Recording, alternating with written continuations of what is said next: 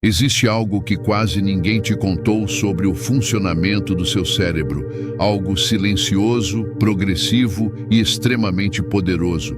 O cérebro humano foi moldado para buscar recompensa, novidade e prazer. Esse sistema existe para garantir sobrevivência, motivação e evolução. O problema começa quando esse mesmo sistema é exposto a estímulos artificiais intensos, repetitivos e ilimitados. Imagine um botão de prazer sendo apertado centenas de vezes por dia. No começo, a sensação é forte, empolgante, viciante, mas o cérebro se adapta. Com o tempo, aquilo que antes causava excitação passa a parecer comum, sem graça, insuficiente. E então surge a necessidade de mais intensidade, mais novidade, mais estímulo. É assim que o cérebro entra em um ciclo perigoso. Quanto mais estímulo, menos sensibilidade. Nesse processo, o sistema de recompensa começa a mudar. A dopamina, o neurotransmissor da motivação, deixa de responder como antes. O prazer diminui, mas o desejo aumenta. E aqui está a armadilha. A pessoa não continua porque sente prazer. Ela continua porque o cérebro aprendeu a querer. Com o passar do tempo, isso começa a afetar áreas profundas da mente. Foco, disciplina, energia, autoestima e até a forma como a pessoa se relaciona com o mundo real. Situações simples perdem a graça. Relacionamentos reais parecem menos estimulantes. O cérebro passa a comparar a realidade com fantasias irreais e instantâneas. O resultado? Ansiedade sem motivo claro, desmotivação, dificuldade de concentração, sensação constante de vazio. Mas o ponto mais importante é este: essas mudanças não são permanentes. O cérebro é plástico. Ele se adapta tanto para o excesso quanto para a ausência. Quando o estímulo artificial é reduzido ou eliminado, o sistema começa lentamente a se recalibrar. A sensibilidade retorna, a motivação reaparece, o prazer nas pequenas coisas volta. O que antes parecia impossível, foco, energia, presença, se torna natural novamente. Não é sobre culpa, não é sobre moral, é sobre entender como a mente funciona e decidir se você está no controle ou apenas reagindo a impulsos condicionados. Porque no fim, a pergunta não é o que você consome. A pergunta é: quem está moldando o seu cérebro todos os dias? E essa resposta só você pode dar. Mas existe um estágio ainda mais profundo. Um ponto onde quase ninguém percebe que cruzou a linha. Nesse estágio, o problema já não é mais o hábito, é a identidade. O cérebro começa a operar no modo automático. A mão se move sozinha. O clique acontece antes do pensamento. E quando a consciência chega, já é tarde. Não há prazer, não há satisfação, só repetição. É como beber água salgada. Quanto mais consome, mais sede sente. A mente antes afiada, agora está turva. A atenção dura segundos. O silêncio interno se torna insuportável. Por isso o estímulo vira anestesia. E aqui surge algo perigoso.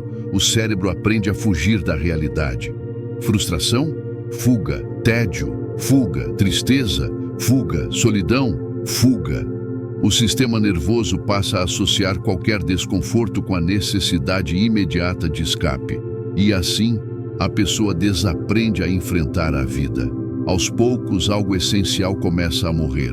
A capacidade de desejar de verdade. Nada é suficiente, nada é profundo, nada permanece. O olhar fica vazio, a presença desaparece, a energia vital se dissipa em ciclos invisíveis que drenam o que há de mais valioso, força interna.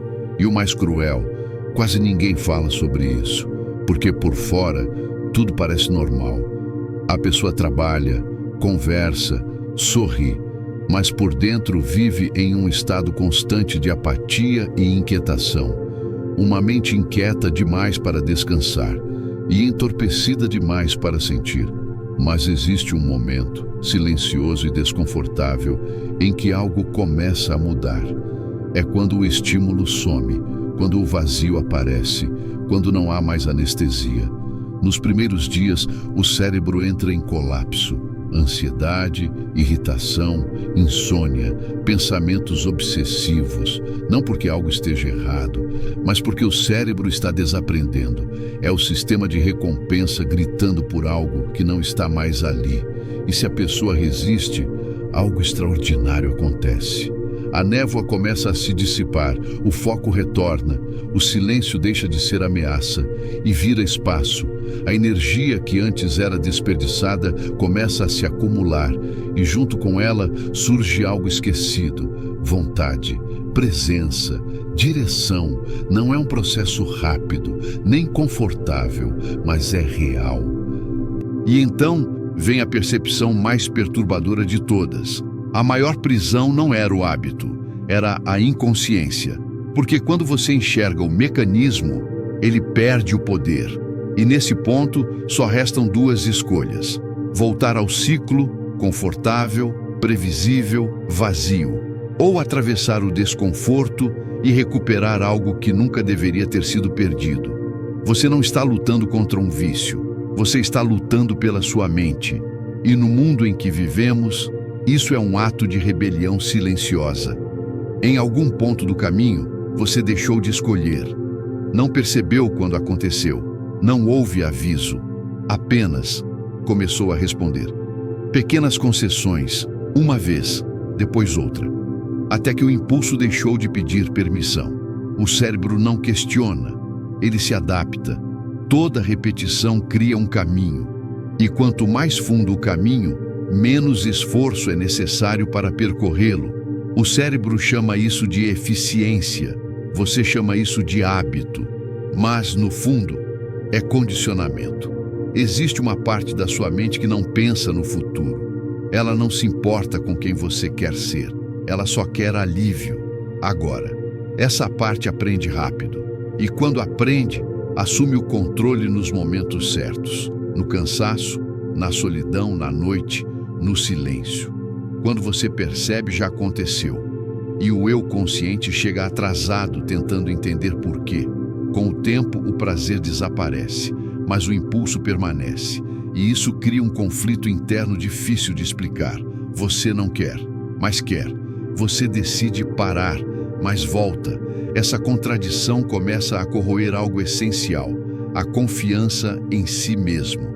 Poucas coisas ferem tanto a mente quanto perder a própria palavra interna, dizer basta e não cumprir, prometer mudança e repetir o mesmo ciclo.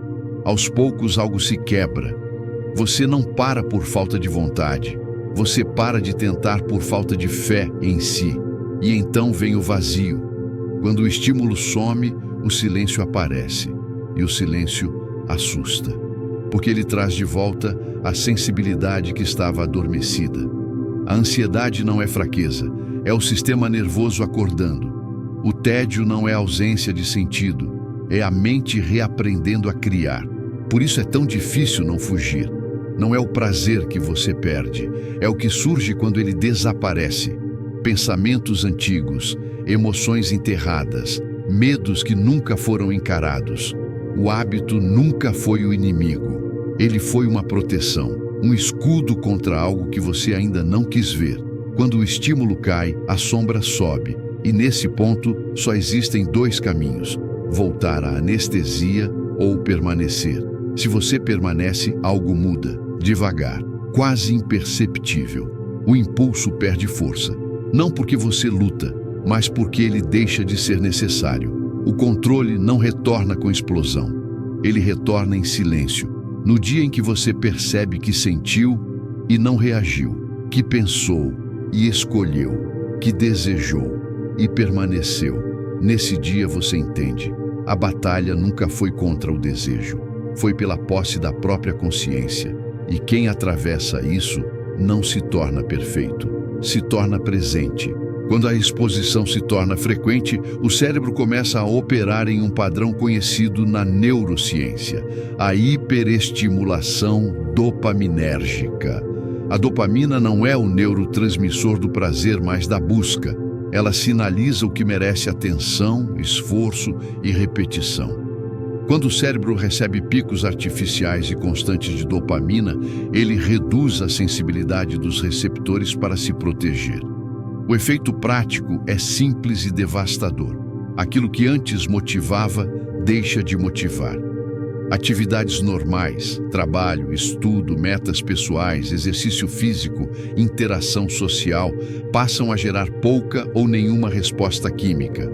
No cotidiano, isso se manifesta como procrastinação crônica, falta de energia mental, dificuldade de iniciar tarefas e uma sensação persistente de apatia. Ao mesmo tempo, regiões responsáveis por autocontrole, tomada de decisão e planejamento, especialmente o córtex pré-frontal, começam a perder eficiência funcional. Não é que a pessoa não queira mudar. O cérebro literalmente passa a ter menos capacidade de inibir impulsos. Isso se reflete no dia a dia como decisões impulsivas, dificuldade em manter rotinas, promessas quebradas consigo mesmo e sensação constante de estar fora de controle. O indivíduo sabe o que deveria fazer, mas não consegue sustentar a ação. Esse desalinhamento entre intenção e comportamento gera culpa, ansiedade e queda de autoestima. Outro efeito bem documentado é a dessensibilização do sistema de recompensa. O cérebro se acostuma a estímulos intensos, rápidos e variados e passa a exigir novidade constante para responder. Na prática, isso altera a forma como o desejo funciona. A excitação deixa de estar ligada à conexão, ao vínculo e à presença e passa a depender de variedade e intensidade. No cotidiano, isso pode se refletir em dificuldade de manter interesse em relações reais, insatisfação sexual, comparação constante com fantasias irreais e sensação de vazio mesmo após experiências que deveriam ser satisfatórias. Há também impacto direto na atenção e na memória de trabalho. A exposição repetida a estímulos altamente recompensadores fragmenta o foco. O cérebro se condiciona a alternar rapidamente entre estímulos, reduzindo a capacidade de sustentar atenção profunda. No dia a dia, isso aparece como dificuldade de concentração, leitura superficial, necessidade constante de distração, incapacidade de permanecer em silêncio ou realizar tarefas longas sem checar algo. O cérebro entra em modo de busca permanente, sempre antecipando a próxima recompensa. Em nível emocional, ocorre um achatamento afetivo. Emoções ficam menos intensas, menos claras. O cérebro, acostumado a picos artificiais, responde pouco a experiências reais. Isso não é depressão clássica, mas um estado de embotamento emocional. A pessoa não se sente profundamente triste, nem verdadeiramente viva. Vive em um meio-termo cinzento. No cotidiano, isso se traduz em falta de entusiasmo, perda de sentido, relações mecânicas e sensação de desconexão consigo mesmo. A neurociência também observa alterações no eixo estresse-recompensa. O cérebro entra em um ciclo onde ansiedade e excitação se alimentam mutuamente. O estresse aumenta o desejo pelo estímulo, e o estímulo, por sua vez, desregula ainda mais o sistema nervoso. No dia a dia, isso se manifesta como irritabilidade, inquietação, dificuldade de relaxar, insônia e uso compulsivo do hábito como forma de regular emoções. O estímulo deixa de ser prazer e passa a ser regulação emocional. Com o tempo, o cérebro aprende uma associação perigosa: alívio emocional sem esforço e sem contato humano real. Isso afeta profundamente a forma como o indivíduo lida com frustração, tédio e dor emocional. Em vez de processar emoções, o cérebro aprende a evitá-las. No cotidiano, isso gera baixa tolerância ao desconforto, dificuldade de enfrentar desafios, abandono fácil de projetos e fuga constante de qualquer situação que exija maturidade emocional. Nada disso acontece porque o cérebro é fraco, acontece porque ele é adaptável. Ele aprende com aquilo que se repete, e o ponto central da neurociência é este: o cérebro não distingue o que é bom do que é apenas intenso, ele apenas reforça o que é estimulado com frequência. Por isso, os efeitos não são morais, são funcionais, e exatamente por isso são reversíveis. Quando o estímulo excessivo é reduzido, o cérebro entra em um processo de recalibração. A sensibilidade dopaminérgica retorna, o córtex pré-frontal recupera a função, a motivação reaprende a nascer do esforço e o prazer volta a se associar à realidade.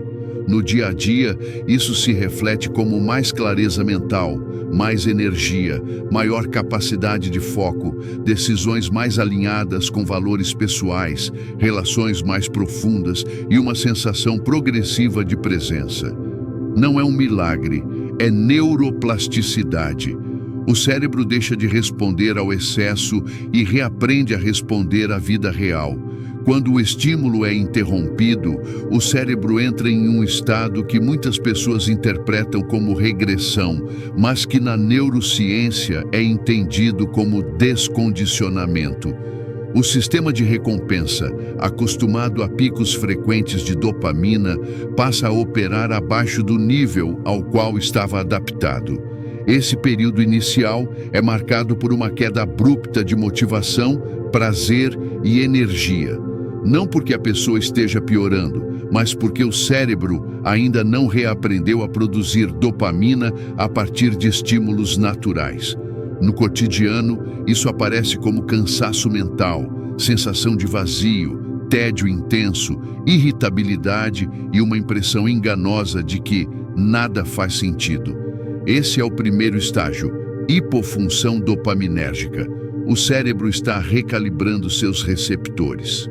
Atividades simples parecem sem graça, metas parecem distantes e a mente tenta convencer o indivíduo de que voltar ao antigo estímulo resolveria tudo. Essa fase costuma gerar pensamentos intrusivos, lembranças intensas e impulsos automáticos. Neurologicamente, isso é o sistema de recompensa tentando restaurar o padrão antigo. Psicologicamente, é o cérebro testando se o caminho ainda está disponível. Se a pessoa resiste, entra no segundo estágio, instabilidade emocional e cognitiva. Aqui o cérebro começa a reorganizar suas conexões, mas ainda sem estabilidade. Emoções surgem de forma desproporcional. Ansiedade aparece sem motivo claro. Há dias de clareza seguidos de dias de confusão.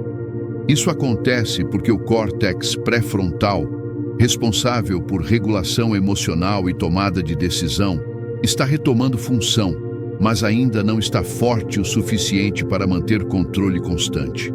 No dia a dia, isso se manifesta como oscilações de humor, dificuldade de concentração e sensação de estar fora do eixo, mesmo fazendo tudo certo.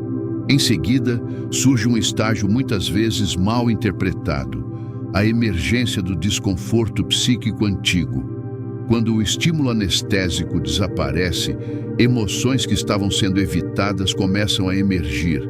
Medos antigos, inseguranças, solidão, frustrações não resolvidas. O cérebro não está criando esses conteúdos, ele está permitindo que eles sejam sentidos. No cotidiano, isso pode gerar angústia, tristeza sem causa aparente e uma vontade intensa de fugir. É exatamente aqui que muitas pessoas recaem, não por desejo, mas por não saber lidar com o que surge quando o ruído some. Se esse estágio é atravessado, o cérebro entra em uma fase decisiva, reassociação dopaminérgica. A dopamina começa a responder novamente a estímulos naturais. Movimento físico, progresso em tarefas, contato humano real, criação, aprendizado. No dia a dia, pequenas vitórias começam a gerar satisfação. A energia retorna de forma gradual. O foco melhora. O prazer deixa de ser explosivo e passa a ser estável. É nesse ponto que a pessoa percebe que a motivação não vem mais da fantasia, mas da ação. Paralelamente, o córtex pré-frontal se fortalece. O não volta a ser possível. A pausa entre impulso e ação se amplia. No cotidiano, isso se reflete em escolhas mais conscientes, menor reatividade emocional e sensação de controle interno. Não é força de vontade extrema, é função cerebral restaurada. O cérebro volta a priorizar consequências de longo prazo em vez de recompensas imediatas. Em um estágio mais avançado, ocorre algo ainda mais profundo: a reorganização do desejo. O cérebro deixa de buscar intensidade constante e passa a valorizar profundidade. O desejo desacelera. A excitação deixa de ser urgente. No dia a dia, isso se manifesta como maior presença nas interações, mais interesse genuíno pelas pessoas, menos comparação e menos necessidade de estímulo externo para se sentir completo. Por fim, o cérebro entra em um estado de homeostase funcional. O sistema de recompensa responde de forma equilibrada. O estresse é regulado com mais eficiência. A mente tolera silêncio, tédio e frustração sem entrar em colapso. A vida deixa de ser uma sequência de fugas e passa a ser uma experiência habitável. Não perfeita, mas real. O ponto central é este: a abstinência não é um castigo, é um processo de reconstrução neural. Cada sintoma é um sinal de que o cérebro está reaprendendo a funcionar sem atalhos químicos artificiais. O desconforto não indica falha, indica adaptação. E quanto mais tempo o cérebro permanece nesse novo padrão, mais fracos se tornam os antigos caminhos neurais. No dia a dia, a recuperação se reflete de forma simples, mas profunda. Mais clareza mental ao acordar, mais disposição para agir, menos compulsão, mais coerência entre pensamento e comportamento. A pessoa volta a confiar em si mesma. E essa confiança não nasce de promessas, mas da experiência direta de escolha. Chega um ponto em que não dá mais para fingir que você não percebeu o que está acontecendo dentro da sua própria mente, porque depois que a consciência se acende, a ignorância deixa de ser um refúgio. Você pode continuar repetindo o ciclo, ninguém vai te impedir, o mundo não vai te julgar e o sistema não vai te cobrar nada por isso. Mas você vai saber. Vai saber que cada recaída não é falta de informação, é uma escolha momentânea de abandonar a própria consciência. Vai saber que o vazio que sente não é falta de prazer, é falta de direção, e que o cansaço que carrega não vem da vida, vem de travar uma guerra silenciosa contra si mesmo todos os dias. O mais perturbador não é o hábito em si, é perceber quantas decisões da sua vida foram tomadas por impulsos automáticos que você nunca escolheu conscientemente, quantas horas foram drenadas, quantos dias se perderam e quantas versões suas ficaram pelo caminho enquanto você reagia em vez de escolher. A verdade final é simples e cruel: ninguém vem te salvar. Não existe vídeo milagroso, não existe frase perfeita, não existe motivação eterna. Existe apenas aquele segundo exato em que o impulso aparece e você decide se ele manda ou se você permanece presente. Esse segundo define quem você está se tornando. Porque no fim, isso não rouba apenas tempo, rouba presença, rouba energia, rouba a capacidade de sustentar silêncio, profundidade e desejo real. Transforma escolha em reação e potencial em repetição. E se você chegou até aqui, não foi por acaso. Foi porque alguma parte de você ainda está acordada, ainda observa, ainda não se entregou completamente ao automático. A pergunta que fica não é se você vai cair de novo, é se, quando cair, vai continuar fingindo que não entende o preço que está pagando. Consciência não volta para a caixa. Depois que você vê, só existem dois caminhos: mudar ou aprender a conviver com o peso de saber que poderia ter sido diferente.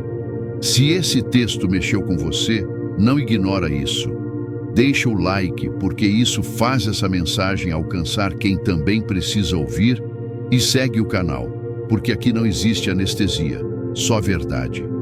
Agora fecha esse vídeo em silêncio, observa o próximo impulso quando ele surgir e decide quem está no controle.